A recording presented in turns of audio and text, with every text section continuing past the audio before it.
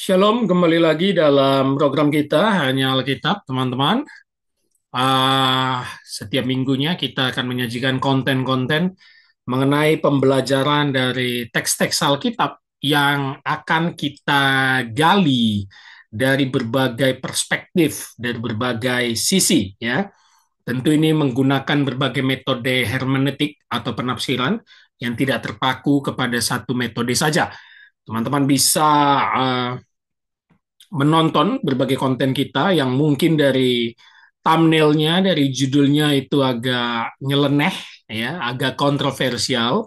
Tetapi saran saya ditonton sampai habis karena semua pembahasannya memang menggunakan metode-metode tafsir yang dari berbagai perspektif untuk menambah wawasan kita.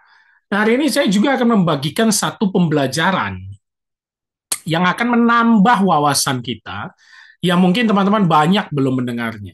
Mungkin ada yang sudah mendengar, sudah membaca, sudah mengetahui tafsiran ini, tapi mungkin lebih banyak yang tidak mengetahuinya. Saya akan coba share.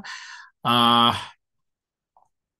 ya, hari ini kita akan coba belajar mengenai topik yang sudah teman-teman lihat di layar. Judulnya Jesus, God who always remember.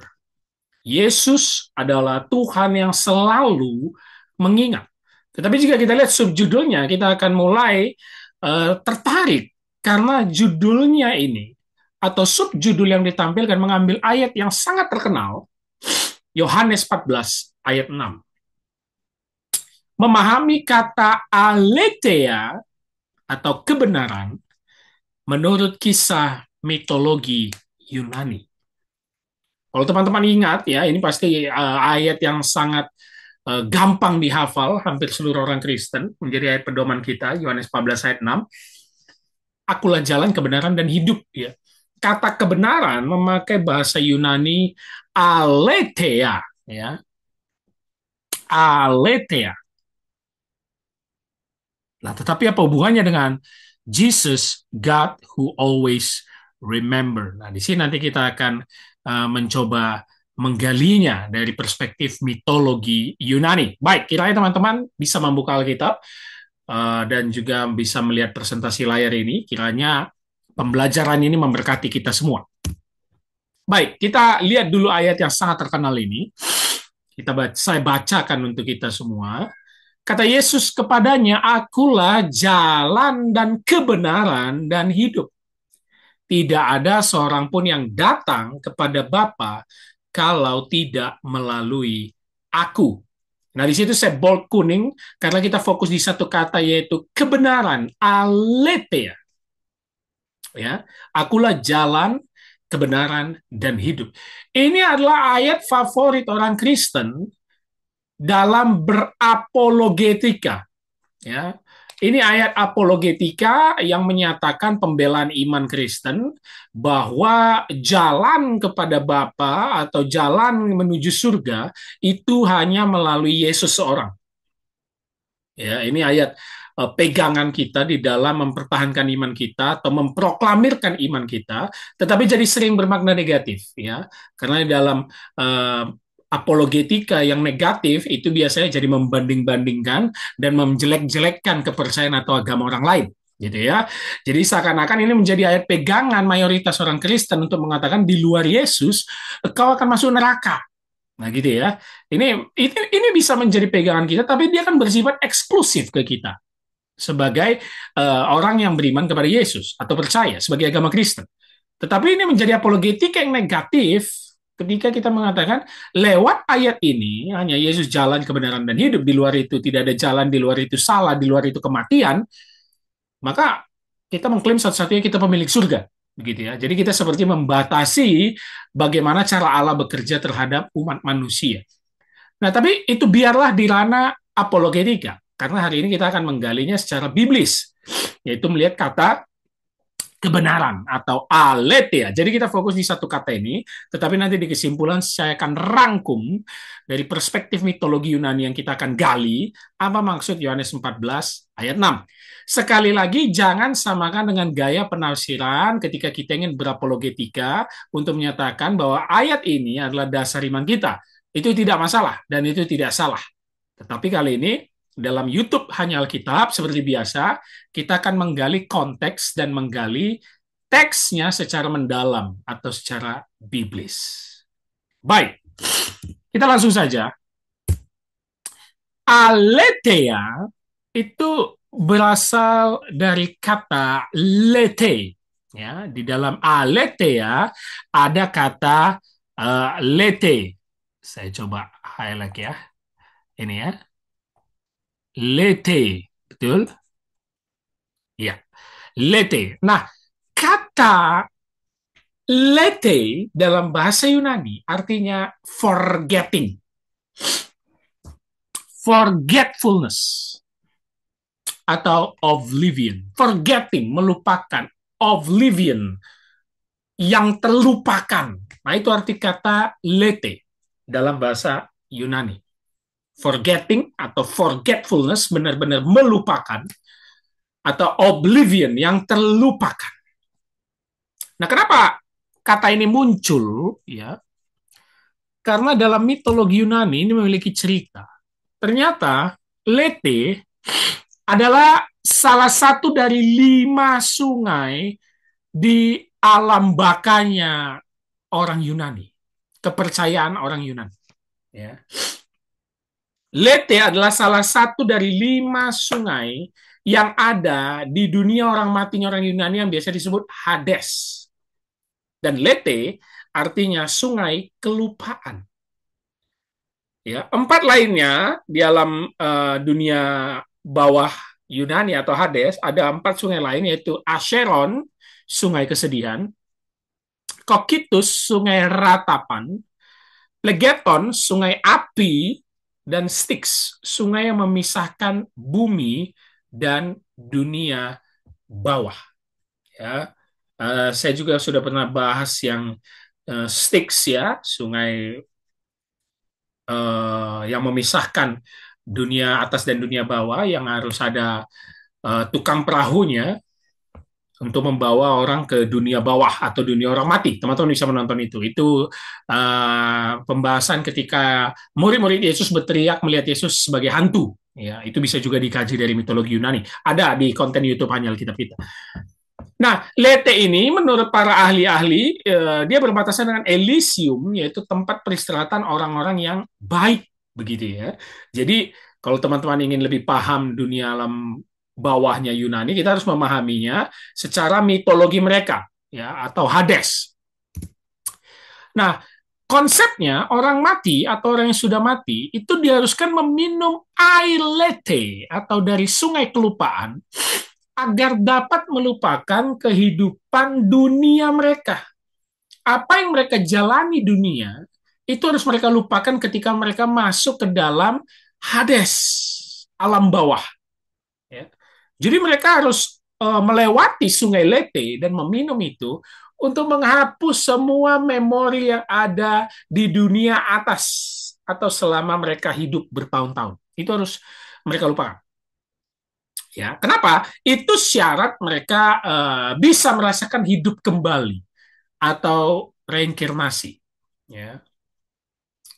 Plato di dalam bukunya yang sangat terkenal Republik juga mengatakan untuk mereka merasakan hidup kembali atau rebirth, reinkarnasi, ya, mereka harus meminum air dari Sungai Lete. Itu menjadi syarat supaya mereka melupakan dulu bagaimana masa lalu mereka yang ada di bumi, di dunia saat mereka hidup, gitu ya, di dunia atas.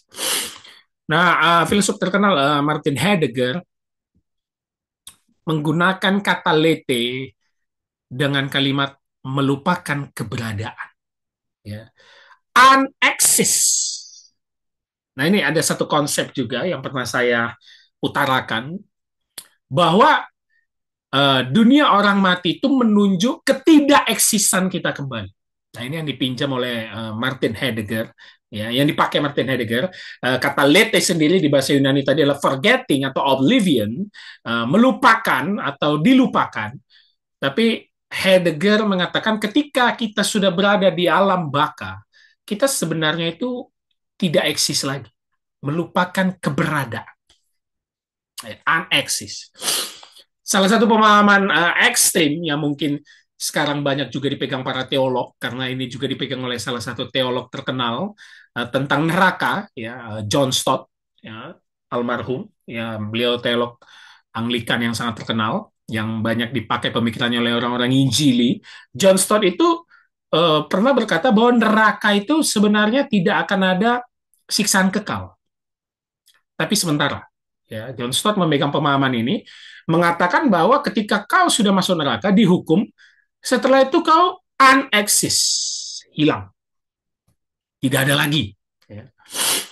Jadi keeksisan atau keberadaan dirimu yang selama ini hidup di dunia, setelah masuk alam baka atau neraka terhukum, setelah itu kau akan hilang. Ya. Nah, itu yang dipakai juga oleh Martin Heidegger di sini dalam memahami kata lete. Baik, itu dulu, kita paham dulu akar kata lete-nya sebelum kita masuki arti aletheia yang dipakai di ayat Yohanes 14 ayat 6. Jadi lete itu artinya terlupakan. Maka itu, uh, ini sedikit lagi tentang mitologinya. Jadi kita tahu Yunani itu memiliki kepercayaan terhadap dewa-dewa dan dewi-dewi. Dan ini adalah diambil dari Dewi Lete. Ya. Jadi ketika orang mati, menurut kepercayaan Yunani, Dewi Lete menunggu di jembatan Sungai Lete, ya, di jembatan kelupaan, dan menyajikan sup jiwa yang telah meninggal, dan akan menghapus ingatan mereka sebelum mereka berinkarnasi. Nah, itu konsepnya ya. Jadi ada Dewi Lete yang menunggu dan akan menjadikan sup jiwa untuk diminum setiap orang yang lewat, dan mereka akan melupakan kehidupan dunia mereka. Selama mereka hidup, itu akan terlupakan. Itu syarat supaya mereka merasakan kelahiran kembali atau inkarnasi. Ada salah satu karya terkenal dari seorang seniman atau sastrawan, ya, namanya Publius Vergilius Maro, di dalam karya puisinya The Georgics. Ya, ini panjangnya, The Souls That Throng the Flood. Dia ingin menggambarkan kehidupan alam baka orang Yunani, terutama ketika melewati Sungai Lete. Nah, perhatikan yang saya bold hitam. In Lete's lake, the long oblivion taste. Ketika berada di Danau Lete atau Sungai Lete, mereka merasakan terlupakan ketika mereka meminum air dari sungai itu. Baru kalimatnya menarik ya. Of future life secure, forgetful of the past. Ya, tadi air dari Sungai Lete itu berguna melupakan kehidupan masa lalu ketika kau hidup berada di alam atas atau di bumi. Makanya Publius mengatakan, engkau harus merasakan kelupaan dengan meminum air Sungai Lete supaya masa depanmu terjamin. Ya, masa depanmu ada, secure. Dengan satu cara, forgetful of the past. Lupakan itu semua. Nah, ini ada karya-karya yang begitu banyak. Tadi saya katakan Plato, lalu ada tulisan dari seniman Publius Vergilius Maro. Jadi memang ini sangat nyata di dalam karya mitologi Yunani tentang lete. Ya, kata lete itu tadi, ya, Yunani yang artinya oblivion atau forgetfulness. Nah, itu ini adalah gambaran mitologi Yunani tentang kata lete yang akan diadopsi oleh penulis Injil Yohanes. Nah, sekarang kita akan masuk ke dalam kata itu sendiri. Tapi saya ingin membawa kita sebenarnya dulu untuk memahami what is the truth. Apa itu kebenaran? Sekarang kita akan mulai masuk ke kata aletheia. I am the way, the truth, the life. Nah, itu kata Yesus di Yohanes 14 ayat 6. What is the truth? Nah, kita akan terkejut teman-teman ketika kita akan melihat uh, kata tentang kebenaran ini sangat beragam sekali ternyata. Dalam bahasa Ibrani, dia bisa disebut sebagai emet, yang sepadan dengan bahasa Yunani aletheia, yaitu kebenaran. Tetapi menjadi berubah makna ketika masuk ke dalam bahasa Latin, karena bahasa Inggris itu banyak turunan dari bahasa Latin itu turunan dari Yunani, yaitu veritas. Nah ini menjadi beda, karena makna aletheia di bahasa Yunani itu tidak sama dengan veritas. Bagi orang Latin, veritas artinya kebenaran itu sesuatu yang bisa diverifikasi. Harus ada bukti konkret. Atau bahasa lain yang sering mereka pakai itu faktum. Kebenaran itu adalah fakta. Fakta itu adalah sesuatu yang harus bisa diverifikasi dengan bukti yang ada, bukti yang terpampang nyata. Nah, kalau kita bergelut di bidang pengadilan, hukum gitu kan, segala sesuatu itu harus dapat dibuktikan. Betul? Bukan sesuatu yang hanya kau lihat, tapi harus bisa kau buktikan. Veritas, faktum. Inilah yang membuat nanti Pilatus itu bertanya kepada Yesus, what is the truth? Nah, di sini teman-teman bisa baca dalam bahasa Latin, kebenaran adalah kata benda. Dalam bahasa Yunani koine, yaitu aletheia, kebenaran itu justru aktivitas. Dia tidak diam, dia tidak menjadi benda, tapi aktivitas. Nah, jadi, sudah mengalami pergeseran makna ketika kita berbicara tentang truth. Ya. Maka itu Pilatus bertanya, apakah kebenaran itu? Ketika Yesus bilang di Injil Yohanes, dan percakapan ini ada di Injil Yohanes ya, ciri khas atau karakteristik Injil Yohanes itu banyak diskusi dan selalu melemparkan pertanyaan yang tidak terjawab. Itu kan ciri khas Injil Yohanes. Kalau teman-teman lihat percakapan dengan Nikodemus, percakapan dengan perempuan Samaria di sumur Yakub, percakapan dengan Pilatus, itu dialog terus dan selalu melempar pertanyaan yang misteri yang tidak mendapatkan jawaban. Dan Pilatus di dalam pertanyaannya tidak mendapat jawaban di ayat selanjutnya. Ketika Yesus mengatakan aku datang itu untuk mempersaksikan kebenaran, lalu Pilatus bertanya, apa kebenaran itu? Nah, kenapa Pilatus bertanya itu? Karena dalam pemikiran dan budaya Pilatus, Romawi, dia selalu menyatakan kebenaran dengan veritas, faktum. Mana bukti kau kebenaran? Dan ketika kau mengatakan kau membawa kebenaran, mempersaksikan kebenaran, apa maksudmu dengan kebenaran itu? Apa bukti yang kau bawa? Kau saja dibenci orang, kau saja sedang menunggu hukuman, kau saja akan disiksa, dipukuli.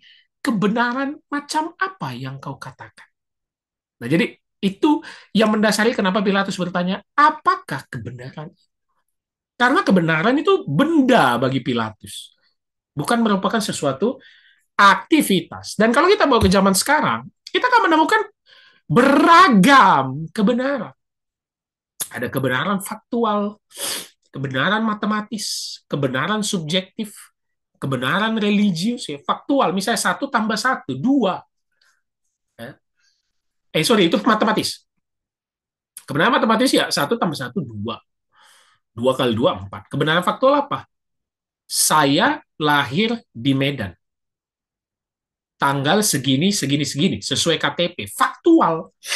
Betul ya? Itu kan faktual. Nggak bisa diganggu-gugat. Indonesia dikatakan merdeka 17 Agustus 1945. Faktual. Itulah veritas, faktum. Ada daktanya, ada akte kelahirannya, ada teks proklamasi. Ada. Kalau matematis ya seperti yang kita pelajari. Makanya sekali sebut matematis sebagai ilmu pasti. Nggak bisa diganggu-gugat. 1 tambah 1 ya 2. Nah, ketika masuk kebenaran subjektif, maka pemikiran orang tentang faktual bisa berbeda. Kebenaran subjektif, misalnya kita menggombal gitu ya, kepada pacar kita, kaulah bulanku, nah gitu ya, menandakan keindahan malam kan. Kita memuji atau menggombal itu menandakan dia bulan, bahwa dia bersinar di hadapan kita seperti bulan di malam hari. Tapi bulan itu kan kalau dikaji dari kebenaran faktual, itu bisa menghina terhadap pacar kita. Betul ya? Kaulah bulanku. Lah bulan itu ketika diteropong, itu kan bolong-bolong semua. Jadi kita menghina pacar kita untuk mengatakan ya mukanya bolong gitu. Itu ketika pacar kita menganggap ketika kita ngomong kaulah bulanku memakai pikiran kebenaran faktual gitu ya. Jadi apa kebenaran itu? Gak ada yang bisa kita katakan satu pasti ini paling benar. Nah begitu juga dengan kebenaran religius. Yohanes 14 ayat 6 tadi saya katakan ini menjadi dasar sebagai ayat iman kita, ayat pegangan orang Kristen mengatakan Yesus adalah Tuhan satu-satunya. Ya tapi itu kebenaran eksklusif bagi kita. Ketika kita bilang ini kepada orang atau teman kita yang beda agama yang tidak mempercayai Yesus satu-satunya jalan, bersifat ofensif. Dan teman kita kan berpikir, loh, itu kan kepercayaanmu, kitab sucimu. Loh, kami beda. Ya, kebenaran religius itu pun berbeda-beda. Jadi, nah ini kita harus paham supaya kita bisa membuka pemikiran kita, wawasan kita, supaya kita tidak gampang menghakimi orang, ya. Supaya kita tidak merasa arogansi dengan kepercayaan kita. Tentu kita percaya Yesus satu-satunya jalan ke surga. Tentu kita percaya Yesus adalah Tuhan. Tetapi kita harus bisa menempatkan diri kita ketika orang lain tidak memakai kebenaran religius kita. Kita harus bisa menempatkan cara berpikir kita ketika kebenaran yang kita pakai mungkin tidak sama dengan kebenaran yang dipakai orang dalam berpikir. Itulah yang terjadi pada dialog Yesus dan Pilatus. Apa kebenaran itu? Dia nggak nyambung dengan kebenaran yang dimaksud oleh Yesus. Karena memang pemahaman Pilatus, veritas atau faktum itu berbeda dengan aletheia atau emet. Nah ini kita mulai sedikit masuk ya ke kata kebenaran dalam Yohanes 14 ayat 6 itu. Baik, kalau begitu, apa aletheia? Nah, kalau tadi lete artinya forgetfulness atau oblivion, terlupakan, forgetful, ya, forgetting, dilupakan, maka ketika kita tambah kata a itu kan opposite of. Ya. Maka ketika masuk aletheia, bisalah kita artikan, I am the unforgetting. Begitulah sekarang kita tafsir kata kebenaran di Yohanes 14 ayat 6. Bukan I am the truth, melainkan I am the unforgetting. Unforgetting. Alete. Ya. Alete. I am the unforgetting. Akulah aletheia, akulah yang tidak akan melupakan. I am the unforgetting. Ingat kalau ditambahkan kata a di depan itu opposite. Amoral, aseksual. Alete berarti melawan lete. I am unforgetting. Berarti apa makna yang kita dapat? Yesus sedang mengcancel atau melawan opposite of Hades dan Sungai Lete. Menarik teman-teman ya. Kenapa? Hades, alam kematian, alam baka, yang sering juga nanti diadopsi menjadi neraka. Sungai Lete adalah sungai kelupaan. Kau harus melupakan hidupmu selama di dunia. Berarti Yesus melawan itu, karena Yesus adalah hidup. I am the life. Melawan Hades, kematian. Yesus adalah I am the truth. Tidak terlupakan. I am the unforgetting. Lete, melawan Sungai Lete, terlupakan, oblivion, forgetfulness, forgetting, melawan itu. Jadi, ketika kita tafsir dari mitologi Yunani ini, kita mendapat satu hal yang menarik. Dari kata I am the way, the truth, the life, Yesus itu sedang menunjukkan, ya, aku meng-cancel kematian. Gak ada. Dan nanti akan kita kaitkan dengan kebangkitan. Dia mengalahkan kematian. Dan dia tidak melupakan umatnya.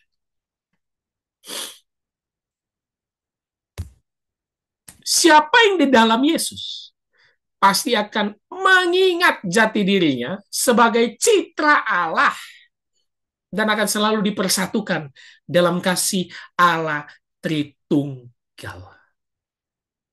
Kalau forgetting, melupakan, maka lawannya harus kita lawan Sungai Lete adalah remember. Perhatikan di situ saya kasih kata strip setelah remember. Apa arti remember? Bukan hanya mengingat. Sebagai lawan dari melupakan, bukan hanya mengingat, teman-teman. Kembali. Member, anggota. Dianggotakan kembali. Artinya apa? Ketika Tuhan remember us, kita itu seperti dianggotakan kembali di dalam persekutuan Allah Tritunggal. Sebagai manusia-manusia yang jauh dari Allah, yang berdosa, kita dipersatukan kembali atau dianggotakan kembali. Remember. Di dalam persekutuan kasih Allah Tritunggal. Supaya apa? Supaya manusia yang berdosa itu kembali kepada citra semula, diciptakan sebagai gambar dan rupa Allah. Itulah maksud remember. Aletheia. Unforgetting. Kita tidak akan pernah dilupakan oleh Yesus. Hanya melalui Yesus, the way, sebagai jalan, yang selalu mengingatmu, remember, yaitu the truth, aletheia, maka akan menemukan tujuan hidup, the life, yang sejati. Ini kalau kita konstruksikan bunyi dari Yohanes 14 ya. Hanya melalui Yesus yang selalu mengingat umatnya, maka akan menemukan tujuan hidup yang sejati. Tidak mengalami Hades. Tidak akan terlupakan. Mau kau selama hidup kau diingat, selama kau mati, kau akan selalu direngkuh dan berada dalam dekapan Yesus. Tidak terlupakan. Tentu, kita tidak akan mau minum sungai air lete untuk melupakan hidup kita. Kenapa? Karena kasih Allah di dalam hidup kita, sepanjang hidup kita, mulai dari kita lahir sampai mati nanti, begitu luar biasa. Kasih Allah kepada bangsa Israel mulai dari perjanjian lama sampai nubuatan tergenapi, hadirnya dia berinkarnasi, itu adalah bukti dia tidak akan mau melupakan umatnya. Tidak mungkin kita mau meminum sungai air lete untuk melupakan betapa banyaknya kasih Allah selama kita hidup. Jangan. Karena dia Allah yang selalu mengingat ketika kita hidup dan bahkan sampai kita mati, kita mengalami kebangkitan bersama dia. Remember, unforgetting. Aletheia, melawan sungai Lete, melawan alam baka Hades. Inilah gaya pemikiran penulis Injil Yohanes ketika memasukkan Yohanes 14 ayat 6. Sekali lagi tidak ada masalah ketika Anda menafsir itu sebagai ayat pegangan iman atau berapologetika, mengatakan Yesus satu-satunya jalan ke surga. No problem. Dalam metode hermeneutik, dalam dunia hermeneutik, penafsiran itu banyak gaya. Bukan hanya satu gaya. Bukan menemukan makna tunggal, melainkan multiplikasi makna. Itulah yang sedang kita terapkan dalam pembelajaran YouTube kita, hanya Alkitab. Kita melihat dari berbagai perspektif. Remember. Maka itu penutup saya ingin memberikan satu kata-kata. Let us remember who we are. Ingatlah kita ini siapa. And let us remember whose we are. It was for this that Jesus came. Ingatlah siapa dirimu, engkau adalah citra Allah. Engkau dikasihinya, engkau ditebusnya, engkau diselamatkannya. Tetapi yang paling penting untuk kau ingat adalah let us remember whose we are. Kau kepunyaan siapa? Itu lebih penting. Karena ketika kau kepunyaan Yesus, engkau tidak akan dilupakan. Ketika engkau kepunyaan Yesus, engkau tidak akan mengalami Hades atau kematian. Karena dia sudah berjanji ada kebangkitan. Untuk itulah dia datang. Karena begitu besar kasih Allah sampai dia mengaruniakan anaknya yang tunggal. Let us remember who we are and let us remember whose we are. Kiranya pembelajaran singkat ini, teman-teman, bisa menambah wawasan kita ketika kita belajar Yohanes 14 ayat 6, ayat yang sangat terkenal ini. Tetapi saya membawa kita mempelajarinya dari mitologi Yunani. Tentunya adalah teologi kontekstual, ya. Bukan kita cocokologi, melainkan kita menggalinya dan menggabungkannya dari bahasa Yunani tadi, lete, bahwa kita adalah kepunyaan Yesus. Sadarilah, dia tidak akan melupakan kita. Dan kita tidak perlu melupakan hidup kita. Mau hidup kita naik, turun, sedih, gembira, tidak ada masalah. Karena dia yang pasti akan selalu menyertai kita, bersama kita dalam setiap lika-liku kehidupan kita. Itulah yang membuat kita. Saat kita senang, kita bersyukur. Saat kita sedih, kita harus tetap bersyukur. Saat kita gembira, kita bersyukur. Saat kita menangis dan mengalami penderitaan, kita harus selalu bersyukur. Kenapa? Karena kita akan selalu diingatnya. Dan ketika kita menjelang detik-detik kematian kita, tidak ada yang perlu kita sesali. Karena begitu besar kasih Allah selama kita hidup. Dan tidak perlu kita terlalu takut menuju kematian. Karena di situ pun Tuhan mengingat kita dan membawa kita kepada kehidupan kekal dan kebangkitan. Kiranya pembelajaran ini memberkati kita, teman-teman. Share, dukung terus YouTube kita Hanya Alkitab, supaya banyak orang semakin belajar firman Tuhan dari berbagai perspektif. Shalom, Tuhan Yesus memberkati.